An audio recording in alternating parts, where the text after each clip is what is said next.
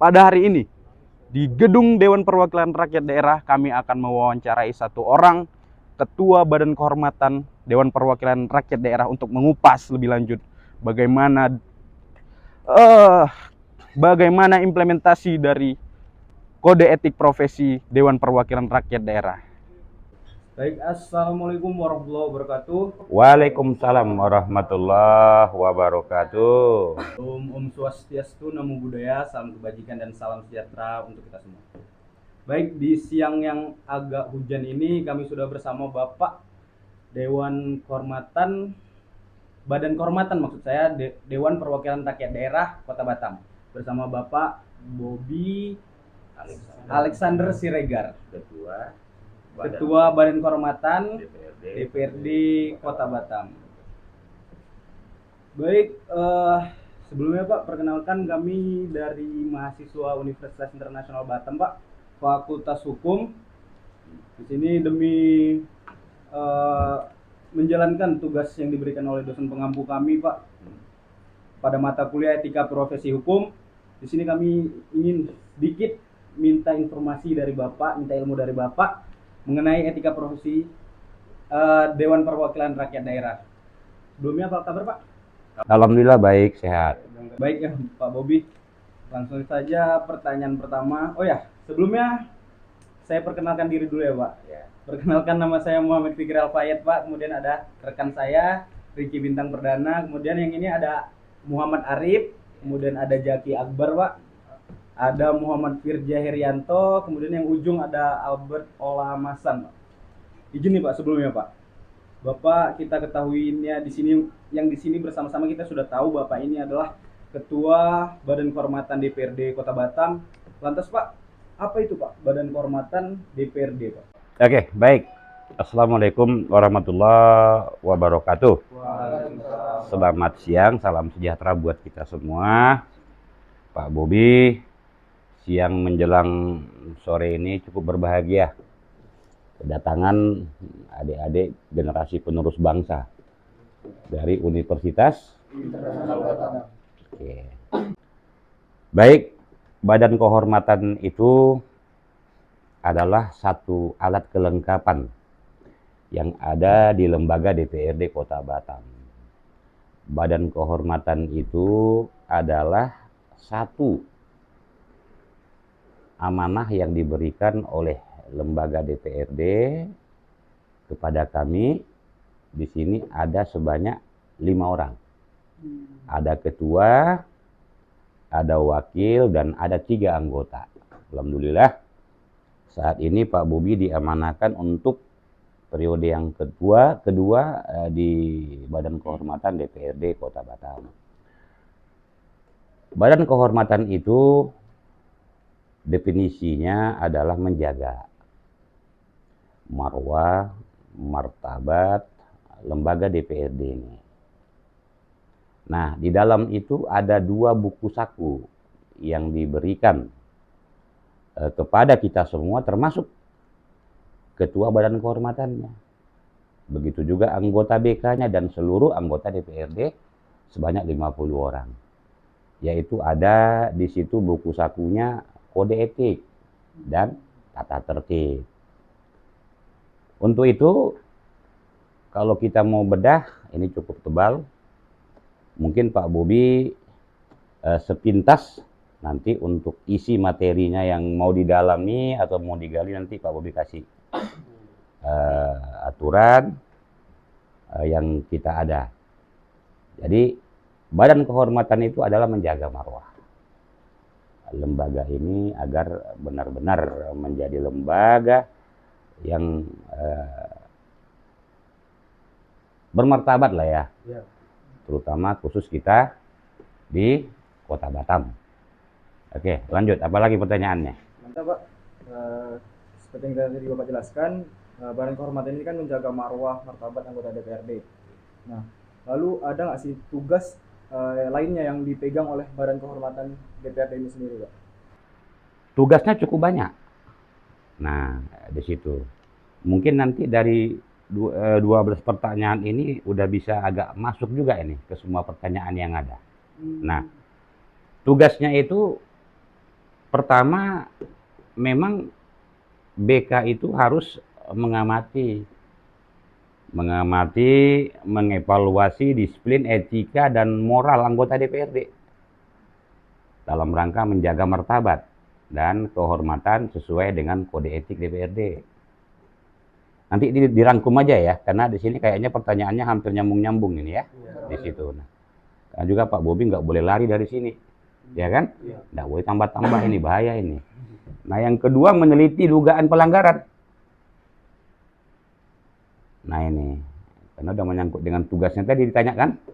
Nah ini meneliti dugaan pelanggaran yang dilakukan oleh anggota DPRD terhadap peraturan tata tertib dan kode etik. Yang tadi Pak Bobi bilang kita semuanya dibekali dengan buku saku itu. Nah yang ketiga, melakukan penyelidikan, verifikasi dan klarifikasi atas pengaduan. Nah pengaduan ini banyak nih, ada dari pimpinan DPRD, masyarakat, dan atau orang yang memilih kita. Di situ ya. Nah, yang keempat, menyampaikan laporan atas keputusan Badan Kehormatan kepada Paripurna DPRD Kota Batam. Nah, itu tugasnya itu. Oke. Apa lagi? Nah, Pak, yang kita tahu Pak, di advokat kan juga diatur ada kode etiknya. Kemudian di hakim juga pasti ada kode etiknya. Betul. Nah, apakah di DPRD ini ada kode etiknya tersendiri gitu Pak? Jika ada, apa itu Pak kode etik DPRD itu Pak?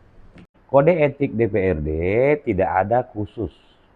Maksudnya ini dia kode etiknya ini dia setara, sama. Semua ini harus memiliki dan bertanggung jawab menjaga kode etik itu. Baik pimpinan sampai ke anggota DPRD. Jadi maksudnya nggak ada dalam bungkusan kode etik itu terpisah, nggak ada. Sama. Pelanggarannya ada, sanksinya pun ada. Oke, lanjut. Tadi kan Bapak sudah menjelaskan apa itu kode etik DPRD. Nah, kira-kira apa yang menjadi penyebabnya pelanggaran kode etik DPRD itu, Pak? Oke, baik. Pelanggaran ini banyak selama ini yang kita dapat. Rata-rata sebenarnya ini adalah pribadi. Ya, pribadi ya. Sampai dengan detik ini ada sih pelanggaran 2 periode saya di DPRD ini, mungkin kasusnya udah sempat juga menjadi berita nasional kan. Anggota DPRD waktu RDP naik meja kan. Nah, ini mungkin pelanggaran yang terjadi di lingkungan lembaga DPRD Kota Batam. Nah, selebih itu rata-rata penyebabnya adalah pribadi. Namun, walaupun dia berbentuk pribadi, anggota DPRD itu kan melekat. Di badan dia 24 jam itu adalah anggota DPRD yang terhormat. Jadi kesimpulannya itu banyak pelanggaran yang selama ini terjadi adalah urusan pribadi. Oke, lanjut. Jadi penyebabnya itu urusan pribadi gitu Pak, Iya. yang menyebabkan dia melanggar. Betul. Oke, lanjut Bro. Oke, tadi kan kalau nggak salah Bapak ada jawab dominan, berarti dominannya itu dari pelanggaran pribadi dan bukan yang bersifat memangku jabatannya. Namun sebagai anggota DPRD kan itu udah 24 jam ya, berarti dia mendapat status sebagai anggota DPRD itu selama masa menjabat dia tetap menjadi anggota DPRD. Betul. Nah, kita anggapannya ini masalah pribadi yang melanggar kode etik. Kita sebagai rakyat atau mungkin bukan hanya rakyat yang bisa melapor pelanggaran kode etik. Nah itu mekanismenya seperti apa Pak? Misalkan kami sebagai rakyat, kami sebagai mahasiswa mau melaporkan nih ada anggota DPR atau jajarannya yang melakukan pelanggaran kode etik, itu mekanismenya seperti apa? Oke, tentu dalam pelanggaran itu juga BK tidak bisa hanya mendengar cerita lisan ataupun pengaduan sepihak tanpa dengan alat bukti, ya. Itu yang harus dipahami dulu. Setiap pelanggaran harus ada pengaduan. Pengaduan tadi itu boleh dari langsung masyarakat, maksudnya ini individu. boleh dari kelompok, boleh dari LSM, OKP, yang memang datang ke Badan Kehormatan mengadukan atas pelanggaran yang dilakukan oleh anggota DPRD.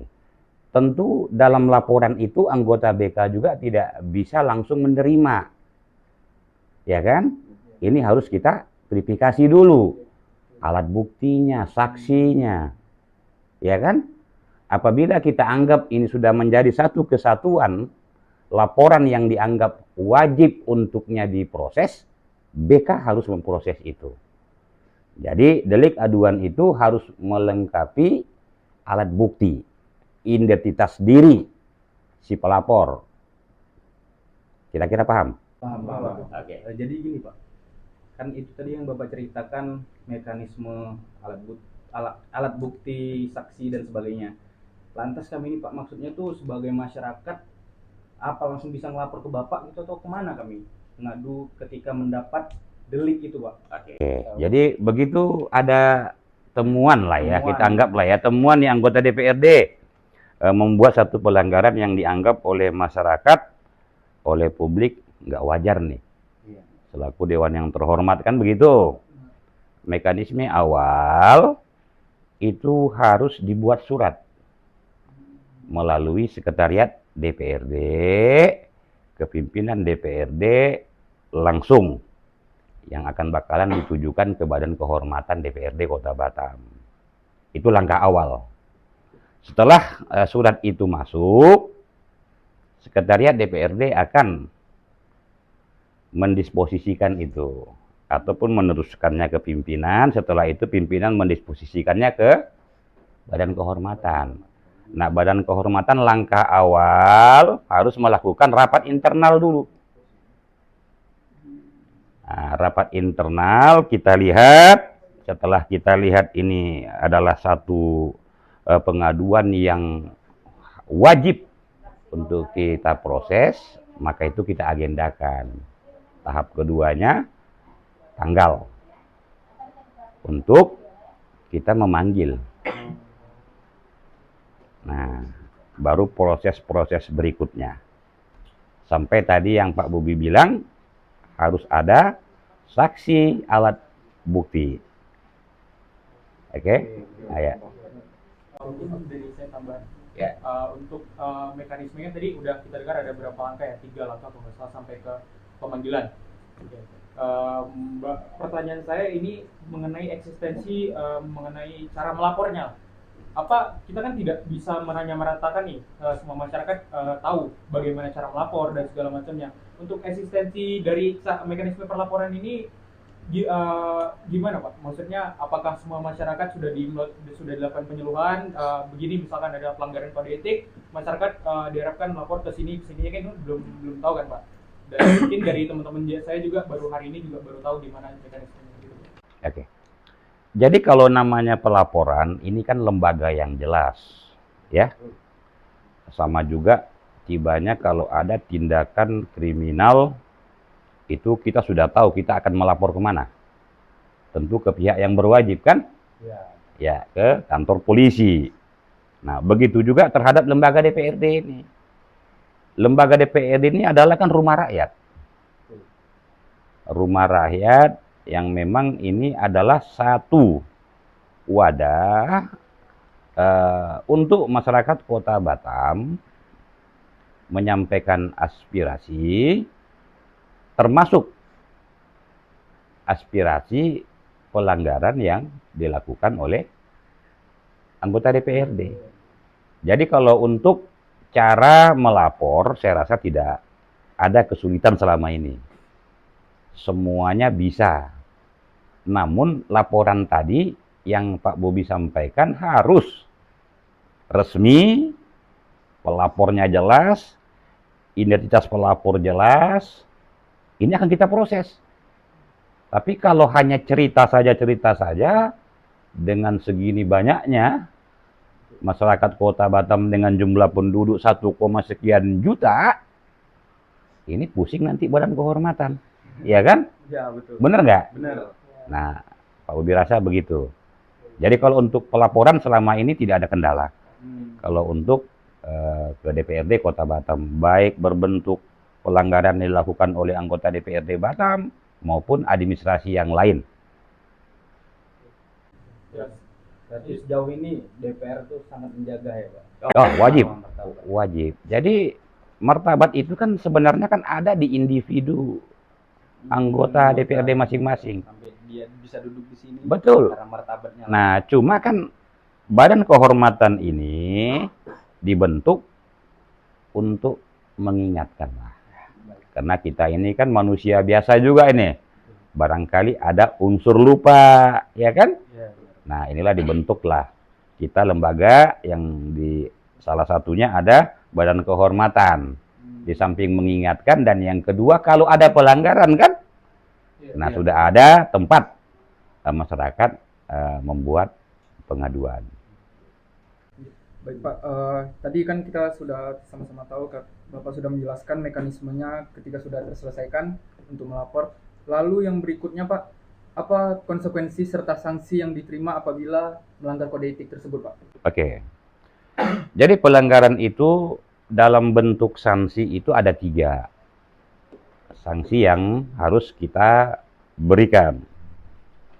Pertama, BK setelah rapat internal, setelah memutuskan hasil daripada pelaporan itu ada tiga kategori yang akan diambil sanksi.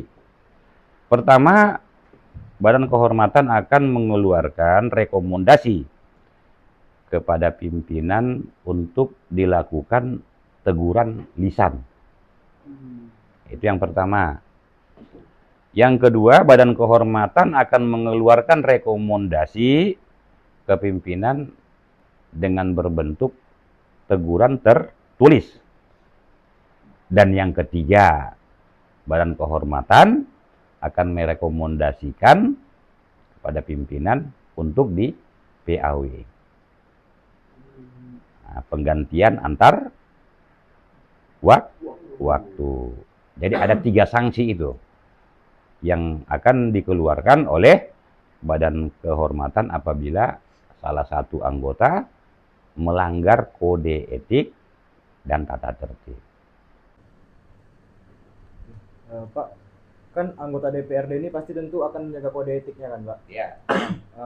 Yang ingin saya tanyakan itu bagaimana atau langkah yang dilakukan Badan Kehormatan ini untuk menjaga kode etik anggota DPRD ini selain yang Bapak sebutkan tadi mengingatkan itu, apakah ada langkah lain yang dilakukan oleh Badan Kehormatan sendiri Pak? Harus.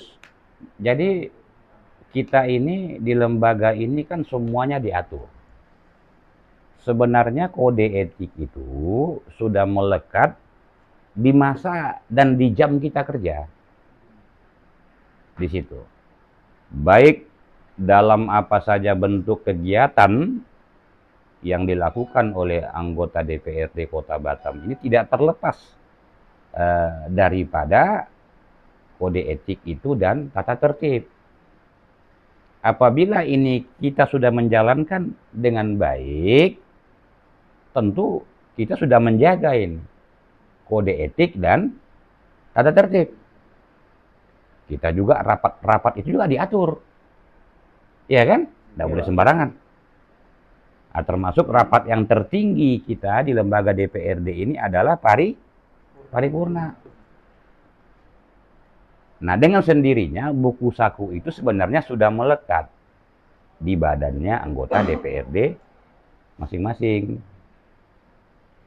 Kebanyakan yang melanggar tadi ini yang Pak Bobi sampaikan kan pribadi.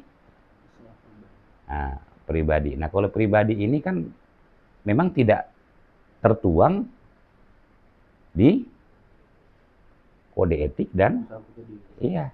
Karena kode etik ini, tata tertib ini kan semuanya mengarah kepada masa kerja kita di lembaga ini. Tapi yang Pak Bobi bilang kan tadi, apabila dia melanggar, dia selaku anggota DPRD menempel 24 jam di badan dia kan. Contoh, di kode etik kan tak disebut di situ. Tidak boleh meninju orang, kan tak ada. Bener nggak? Ya kan? Nggak ada kode etik kita di situ. Tak boleh menunjuk anggota DPRD, nggak boleh menunjuk orang tuh nggak ada. Barangkali inilah penjabarannya yang masalah pribadi tadi. Banyak hal-hal yang selama ini yang kita proses adalah masalah pribadi, hutang piutang contohnya, kan gitu. Ya kan?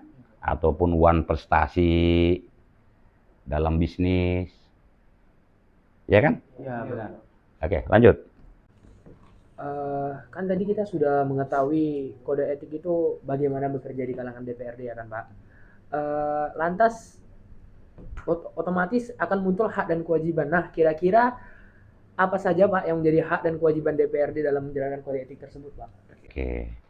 Tentu hak dan kewajiban anggota DPRD ini tidak terlepas daripada sumpah janji, sumpah jabatan. Begitu dia dilantik, dia harus menjalankan tugas dan fungsinya selaku anggota DPRD Kota Batam. Nah, tiga fungsi yang melekat sebenarnya di anggota DPRD itu. Satu, penganggaran, ya kan? Yang kedua di situ fungsi pengawasan, ya kan? Yang ketiga yaitu membuat peraturan daerah, yang kita selalu sebut Perda ya Bu ya. Nah, di ini tiga memang nggak boleh anggota dewan tidak menjalankan tugas dan fungsinya. Begitu dia dilantik, tiga fungsi itu harus melekat di setiap badan anggota DPRD. Kira-kira gimana? Paham? Nah, nanti kalau memang kepingin lebih mendalam, nanti bisa nanti dikasih Bu Rina. Ini ya bisa dilihat. Baik Pak, jadi kan Bapak tadi sudah menyebutkan hak dan kewajiban DPRD dalam menjalankan kode etik ini ya Pak. Nah, selama Bapak menjabat sebagai Ketua Badan Kehormatan ini Pak, apakah ada laporan pelanggaran kode etik yang masuk ke laporan Bapak sendiri? Ada. Beberapa kasus yang ada mungkin Pak Bobi nggak usah sebutkan, tapi kita sudah bisa membaca dari media, ya kan? Beberapa kasus ada, ditambah ada yang terakhir ini ya. Ya, saya rasa kalau ada adik mahasiswa udah pasti dapat info lah itu ya. Nah, Pak Bobi hanya menyampaikan kasus yang terakhir ini tidak masuk di ranah badan kehormatan. Nah, karena ranah ataupun pelanggaran yang dilakukan oleh salah satu anggota dewan kita tidak dalam ranah lembaga ini, tapi dia berada di ranah hukum pidana. Mungkin dari saya ada tambahan lagi Pak. Saya sedikit penasaran, tadi ada Bapak ada nyebutin mulai dari pelaporan yang secara resmi ya, lalu ada rapat internal, lalu ada pemanggilan. Nah, untuk pada bagian rapat internal ini kan berarti ada pembahasan mengenai tingkat atau level dari pelanggaran kode etiknya itu. Nah, ini berarti kan ada tingkat, kita anggap ada 3 tingkat, tingkat rendah, medium, dan juga high. Kalau misalkan udah high kan berarti kita sama-sama tahu mungkin itu paling beratnya merupakan pemecatan. Apakah tingkat yang saya sebutkan tadi sudah sesuai dengan apa yang Bapak rapat internal gitu yang dibahas gitu? Maksudnya ini terhadap kasus yang sudah atau iya, gimana? Tingkat pelanggaran seperti apa yang bisa menyebabkan adanya sanksi pemecatan atau sanksi pemanggilan aja atau peringatan gitu? Ada tingkatannya nggak Pak? Ada. Jadi tingkatan itu tentu mengacu kepada pelaporan.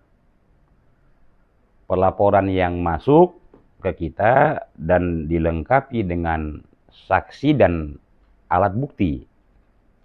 Ini baru bisa kita ambil sanksinya dengan 3 tahapan tadi itu. Lisan, tertulis, dan PAW. Nah, di situ. Selagi dia masih dalam ranah badan kehormatan pelanggarannya, badan kehormatan hanya memberikan 3 sanksi itu. Tapi kalau sudah masuk dia dalam ranah hukum, Seperti kasus yang terakhir, ini memang kita tidak memproses kasus yang terakhir itu. Karena itu urusannya dengan pihak yang berwajib. Nah, tentu yang namanya sudah masuk ke ranah hukum kan pidana jadinya kan. Nah, semua anggota DPRD yang ada ini kan punya partai ataupun punya fraksi masing-masing ini. Kayak Pak Bobi dari fraksi Hanura, Bu Sekretaris Komisi 4, Bu Nina Melani dari fraksi Golkar. Nah itu. Tentu semua fraksi ataupun semua partai tidak mau kan tercoreng namanya kan. Jadi yang mengambil langkah kalau apabila sudah sampai ke ranah hukum, apalagi sudah divonis dia selaku terdakwa, kepidananya, partai akan mengambil sikap tegas. Semua partai mengambil sikap tegas akan mem-PAW-kan anggotanya. Sedikit mengkonfirmasi aja, berarti dari Badan Kehormatan sendiri itu bisa memberikan sanksi 3 tadi ya Pak? 3 ya. Berarti tidak ada lebih atau? Nggak boleh lebih. Aturannya yang Pak Uwi pegang hanya 3 itu. Pemberhentian itu ranahnya fraksi berarti ya Pak? Ya, jadi nanti pemberhentian ataupun PAW itu kan akan kita kembalikan kepada fraksinya ataupun bahasa umumnya ke partainya lah. Partai itu kan tentu ada tingkat kota, provinsi dan terakhir pusat DPP di situ. Baik Pak, saya ingin lanjutkan. Jadi kan pasti nggak ada yang Bapak dan Ibu sekalian di sini yang bekerja di sini tidak ada yang satupun yang ingin kena kode etik gitu kan Pak istilahnya. Pelanggaran. Ya pelanggaran. Jadi bagaimana Pak cara menerapkan kode etik yang tepat dan yang benar? Mungkin sedikit ilmu, mungkin nanti kedepannya kami jadi anggota juga. Wah, Kita amin. nggak ada ilmu nih dari mahasiswa, udah tahu dari gambaran. Jadi untuk menerapkan kode etik dan tata tertib ke setiap anggota DPRD itu sebenarnya di sini yang tadi Pak Bobi sampaikan, sumpah jabatan itulah. Sumpah jabatan itulah yang harus menuntut kita menjaga kode etik dan tata tertib tadi. Makanya semua anggota DPRD mulai dari pimpinan sampai anggota dikasihkan buku saku itu. Rumusan ini memang sudah menjadi satu rumusan yang tidak ada istilahnya tawar-menawar. Contoh, apabila kita melakukan pelanggaran, seperti rapat yang tidak beretika, ya kan? Nah di situ, di kode etik, di tata tertib juga sudah dituangkan. Pelanggaran ini, sanksinya ini. Pelanggaran ini, sanksinya ini. Jadi saya rasa gurunya kode etik tadi itu sama tatib itu adalah diri sendiri. Karena dia melekat langsung sama personnya anggota DPRD. Ya kan? Nah, cuma kan anggota DPRD ini kan di sini kan mulai dari pimpinan dan ada beberapa AKD lagi. Ada komisi 1, 2, 3, 4. Habis itu ada lagi yang namanya Bapomperda, ada lagi yang namanya Badan Kehormatan. Namun ini kan tugas kita. Nah, tugas itu memang harus kita jaga dengan baik. Untuk menjaganya itu apa? Itulah yang tadi disebut itu. Kita juga langsung diikat dengan kuat oleh kode etik dan tata tertib. Jadi kesimpulannya nggak ada guru lah kalau untuk kode etik sama tatib ini. Jadi kita sendirilah itu. Yang menjaganya, marwahnya lembaga ini harus kita sendiri. Karena sanksinya juga kalau kita melanggar itu kita sendiri juga. Nggak boleh dipindahkan ke orang. Oke, mungkin dari saya lagi.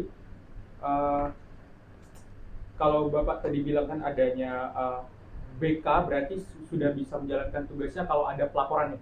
Adanya laporan yang masuk baru bisa melakukan tugasnya.